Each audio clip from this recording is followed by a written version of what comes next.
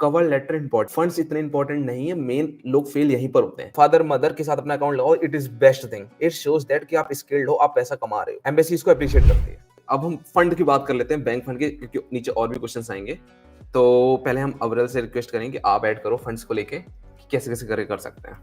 देखो फंड्स सबसे इंपॉर्टेंट है कि फंड्स आपको सिर्फ 6 मंथ्स के लिए दिखाना है। तो जिस दिन आप वीजा अप्लाई कर रहे हो उससे वो 6 मंथ पहले की बैंक स्टेटमेंट मांगते हैं, और उसमें वो कहते हैं कि चाहे आपका हो चाहे आपके पापा मम्मी का हो, आपके टोटल अकाउंट में अराउंड, अगर पर ईयर के हिसाब से 6 लाख होने चाहिए। तो अगर आप बैचलर्स के लिए आ रहे हो जो कि 3 साल का होता है, 18 लाख होने चाहिए, और मास्टर्स के लिए आते हो तो 12 लाख होने चाहिए, जो कि आप वीजा मिलते ही निकाल सकते हो। कोई उसका वो नहीं कि आपको लॉक इन पीरियड है या फिर आपको किसी को जमा करना है, कुछ भी नहीं, आपका पैसा आप कभी भी निकाल सकते हो।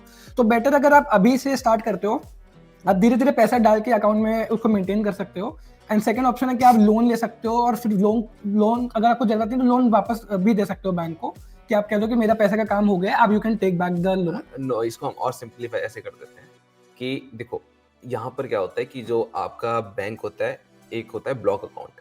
तो आप अगर ऑस्ट्रेलिया कनाडा कहीं जाते हो, वहाँ ब्लॉक अकाउंट देखते हैं कि आपके अकाउंट में 15 लाख, जैसे अबरेल ने भी बताया कि बैचलर्स के लिए चाहिए होता है 3 साल के लिए 15 से 18 लाख।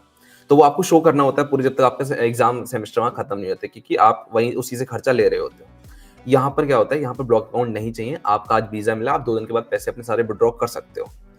अब रही बात कि यहाँ पर 6 मंथ का स्टेबलाइज अकाउंट देखते हैं। उसमें क्या होता है कि 6 महीने के अंदर जो आपका जो अमाउंट है, जैसे एक कॉमन बात कर लेते हैं कि मेरे फादर हैं, उनका 10 लाख का पैकेज है, या मेरे घर में जो अर्निंग आ रही है वो 10 लाख आ रही है, पर वहाँ 15 लाख चाहिए, मैं शो नहीं कर सकता एक साथ। तो आप क्या कर सकते हो, क्योंकि देखो आप जो कवर लेटर लिखोगे एम्बेसी को, क्योंकि एम्बेसी देखती है ये सब, तो कवर लेटर में हमें अच्छे से डिफाइन करना है।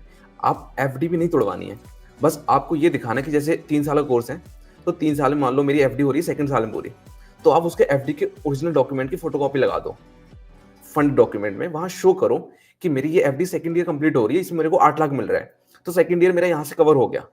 तो अगर आप फर्स्ट ईयर के लिए, अगर आपने 10 लाख आपके पास है, नहीं है मेरे पास, मैं अपने रिश्तेदारों से कहीं से मांग के कर लेता हूँ अकाउंट में, और पिछले 6 महीने से मैंने दिखा दिया अपना स्टेटमेंट, मेरे 6-7 लाख रुपए, मतलब 10 लाख रुपए हैं, और मेरे पास मैंने दिखा दिया कि मेरे पास बॉन्ड है, मेरे पास एफडी है, और ये मेरे सेकंड ईयर थर्ड ईयर में कंप्लीट हो रहे हैं, मैंने ये दिखा दिया। तो यहाँ पर याद रखना, आपको एफडी केवल आपके फादर और मदर की चलेगी, आपकी चलेगी।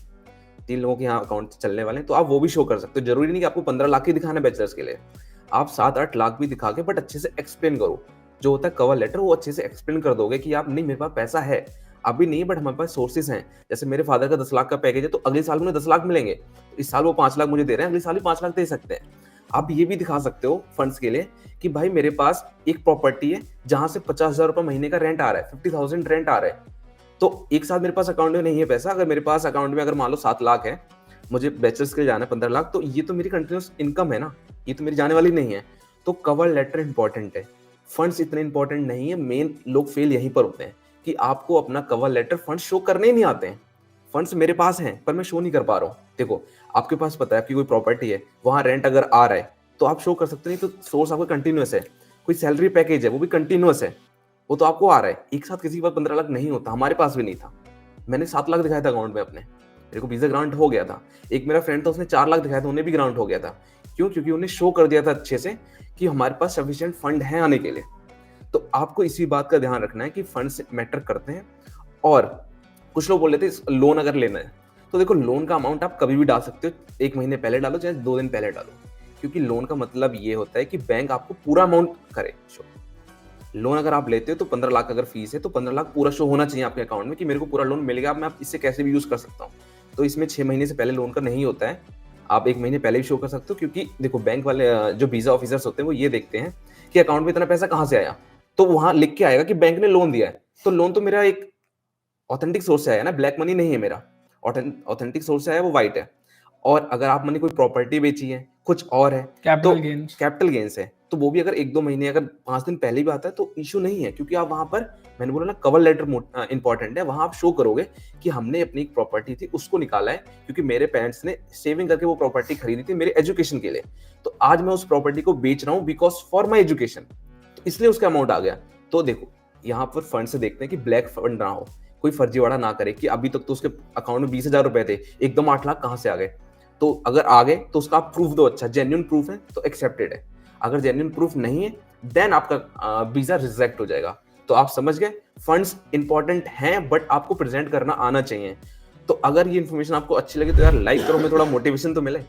एक चीज और है कि आप जैसे कि कुछ लोग क्या करते हैं, जैसे कि फंड्स दिखाने हैं, अब आपने पापा, चल पापा मम्मी तो दे सकते हैं, किसी ने दादा दादी नाना नानी सबसे जोड़ जाड़ के 15 लाख कर दिया और अकाउंट में तुरंत पैसा आया, तो वो लोग को पता नहीं चलता पैसा आया कहाँ से, फिर उनको पता कि आप वापस कर दोगे।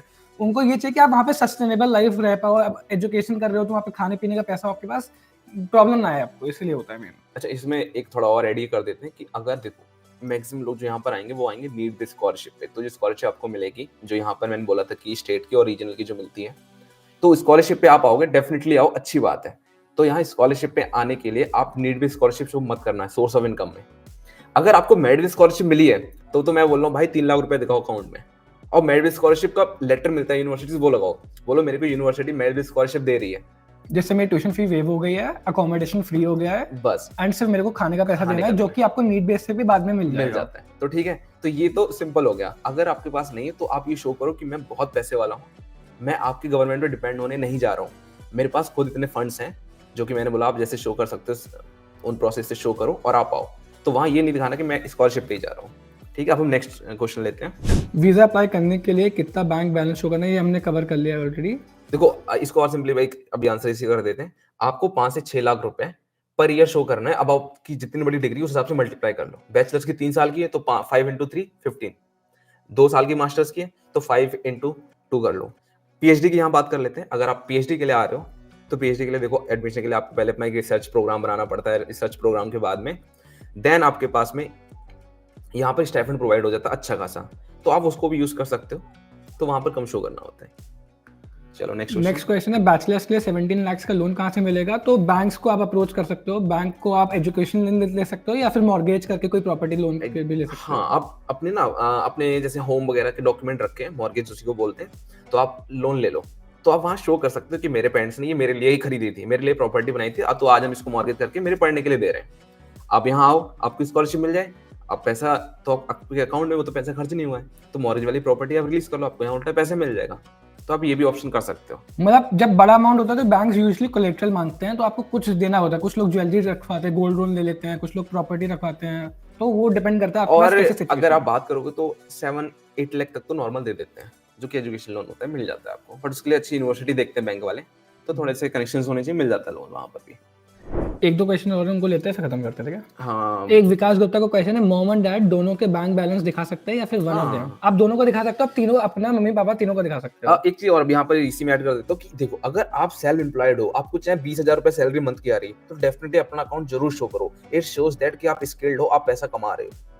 ठीक है, तो अपना अकाउंट फादर मदर के साथ अपना अकाउंट लगाओ, इट इज बेस्ट थिंग।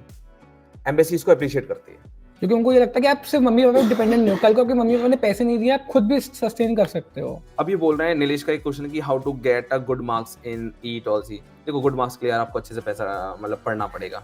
ठीक है, प्रोफाइल कैसे सेंड करें, या डेफिनेटली प्रोफाइल के लिए ना मैं एक लिंक गूगल फॉर्म का लिंक डाल दूंगा और मेल आईडी डाल दूंगा, तो आप वहां से अप्लाई मतलब भेज सकते हो हमें पोर्टफोलियो अपना। ठीक है, एचआरडी कैसे करें, ये सारी चीजें हम आपको डिटेल में आगे वाले सेशन में बताते रहेंगे, क्योंकि अभी हमें थोड़ा सा और काम है। सो सॉरी फॉर दैट, अभी हमें जाना पड़ेगा। और होप सो कि हमने मैक्सिमम, देखो अगर आप लेट ज्वाइन कर रहे हो, मैक्सिमम क्वेश्चंस हमने क्लियर कवर कर दिए जो आपके क्वेश्चन मन में हैं, ऑलरेडी आपके जैसे लोग पूछ चुके हैं, तो आप वहां से वो क्वेश्चन फॉलो कर सकते हो। सो होप सो ये आपको अच्छा लगा और नेक्स्ट टाइम हम फिर लाइव करेंगे, आप अपने क्वेश्चन नोट करके रख सकते हो, हाँ, हम फिर पूछेंगे। आप अपने क्वेश्चन इसमें डाल सकते हो। देखो एक क्वेश्चन मैं ले लेता हूँ कि बहुत क्वेश्चन कॉमन है कि आइल्स के बिना एडमिशन हो जाता है। हाँ, आइल्स के बिना हो जाता है एडमिशन मास्टर्स के लिए। अगर आपने बैचलर्स किया है तो जो आपका जिस यूनिवर्सिटी से किया है वहां से आप एक सर्टिफिकेट ले लो कि मीडियम ऑफ इंस्ट्रक्शंस बोलते हैं कि मैंने यहाँ इंग्लिश में पढ़ाई करी, तो वो आप यूज कर सकते हो।